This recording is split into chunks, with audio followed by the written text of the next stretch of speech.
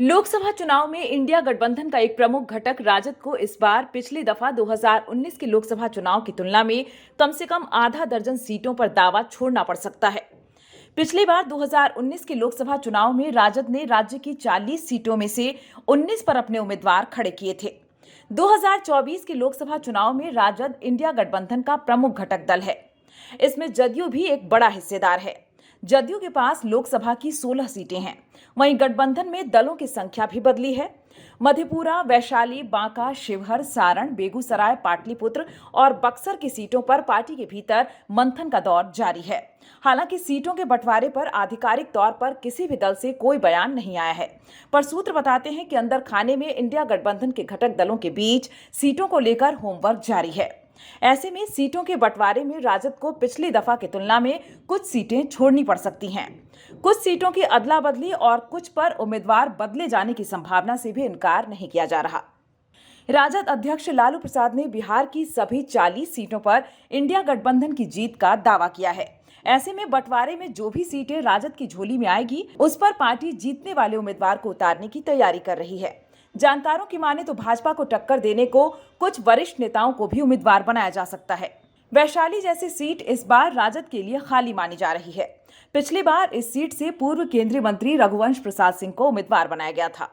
3,32,000 से अधिक वोट पाकर भी राजद इस सीट से चुनाव जीत नहीं पाया। बाद के दिनों में रघुवंश प्रसाद सिंह का निधन हो गया। ऐसे में इस सीट पर पार्टी किसी कद्दावर नेता की तलाश कर रही है। झंझारपुर की सीट पर 2019 में राजद ने गुलाब यादव को अपना प्रत्याशी बनाया था। गुलाब यादव को 2,79,000 से अधिक वोट मिले, लेकिन उनके निकटतम प्रतिद्वंदी जदयू के रामप्रीत मंडल को 6 लाख से अधिक वोट मिले। इस बार दोनों दल एक ही साथ हैं। इस कारण भी पार्टी को झंझारपुर की सीट से हाथ धोना पड़ सकता है। जानकार बताते हैं कि सीट मिल भी गई तो उम्मीदवार बदले जाने की पूरी संभावना है। मधेपुरा की सीट पर 2019 के चुनाव में पूर्व केंद्रीय मंत्री शरद यादव उम्मीदवार थे। शरद यादव को करीब 3.25 लाख वोट मिले थे। उनके निकटतम प्रतिद्वंदी जदयू के दिनेश यादव को 6.25 लाख वोट आए थे। शरद यादव अब इस दुनिया में नहीं है। इस कारण मधेपुरा की सीट को राजद की झोली से बाहर मानकर देखा जा रहा है। इसी प्रकार बक्सर की सीट पर 2019 के लोकसभा चुनाव में पार्टी ने मौजूदा प्रदेश अध्यक्ष जगदानंद सिंह को उम्मीदवार बनाया था। श्री सिंह को 3.5 लाख से अधिक वोट मिले थे। इस बार पार्टी के सामने भाजपा की तीसरी दफा जीत से रोकने के लिए दमदार उम्मीदवार की तलाश है। पार्टी की पहली पसंद इस बार भी जगदानंद सिंह हो सकते हैं, मगर बढ़ती उम्र के कारण शायद वो चुनाव लड़ने को तैयार नहीं हो, तो पार्टी के समक्ष उनके विधायक पुत्र को उम्मीदवार बनाने का विकल्प हो सकता है। पाटलिपुत्र की सीट पर पिछली दफा लालू राबड़ी की पुत्री मीसा भारती पार्टी की उम्मीदवार रही थी। उन्हें भाजपा के रामकृपाल यादव के मुकाबले करीब 30,000 मत कम आए थे। मीसा भारती को 4,68,000 के करीब मत आए और रामकृपाल यादव को 5 लाख से अधिक वोट मिले। मीसा भारती वर्तमान में राज्यसभा की सदस्य हैं। ऐसे में पाटलिपुत्र की सीट पर पार्टी के उम्मीदवार को लेकर संशय बरकरार है। बांका से राजद के जयप्रकाश यादव चुनाव जीतते रहे हैं।